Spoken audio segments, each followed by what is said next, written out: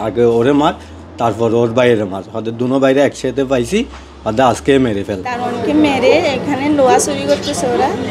তো আমার ভাই যেয়ে যখন ওদেরকে জিজ্ঞেস করার পর ওরা আমার ভাইকে মানে আউলো হয়তো মারি এখানে রক্তাক্ত করে রাখছে। তো আমাদের একটাই দাবি, আমরা এদের কঠিন বিচার চাই, যেন আমার ভাইয়ের বিচারটা আমরা পাই। এভাবে আমার দুটা ভাইকে মারছে। লোহা চুরি করছে, সেই জন্য ডাক দিছে, ডাক দেওয়ানোর কারণে মসজিদে গাড়ি আটক করি আমার ছেলেরে মারছে। ওদের কাছ থেকে মারধর করে লোহা নিয়ে যাচ্ছে। আমাকে যখন কল দিছে আমি যাই, বাধা দেওয়ার কারণে এই জন্য আমার উপরে হামলাটা করছে। দুইজন মানুষ আসি বলতেছে তোর ভাইয়ের সাথে ঝগড়া আছে, একটু তুই দূরে যা, আল্লি কর।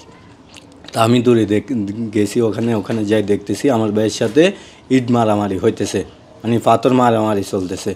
তো আমি ওখানে যে মহিলা, ওই মহিলাকে বলতেছি আপা আপনারা এরকম করতেছেন কেন, এটাই বলছি। আমার প্রথম এখানে একটা কূপ দিছে, হাসি মতন ওদের আগে ওরে মার, তারপর ওর বাইরে মার, ওদের দুনো বাইরে একসাথে পাইছি, ওদের আজকে মেরে ফেল, ওদের প্যালেন কমপ্লিট করে ফেল, এরকম বলে হামলা করছে। প্রথম ছুরি দিয়ে মারছে আমারে, মানে তারপর আমার বাইরে আহত করছে। মানে ওখানে অনেকজন মানুষ ছিল, কেউ সামনে আসে নাই, কেউ আগাইও আসে নাই ধরতে।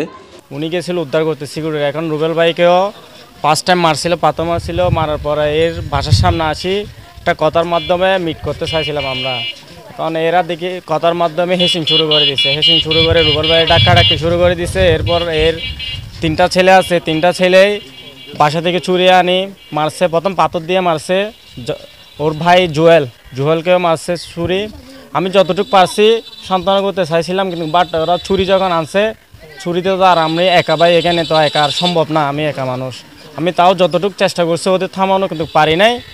রুবেল যে আছে রুবেলকেও মারছে, ওর ভাই জুয়েলকেও ছুরি দিয়ে আঘাত করছে অনেক। থানায় তো প্রথম কিছু বলে নেই, কালকে রাত্রে যখন ডাকি নিয়েছে থানায় কালকে মামলা নিয়েছে বলতেছে।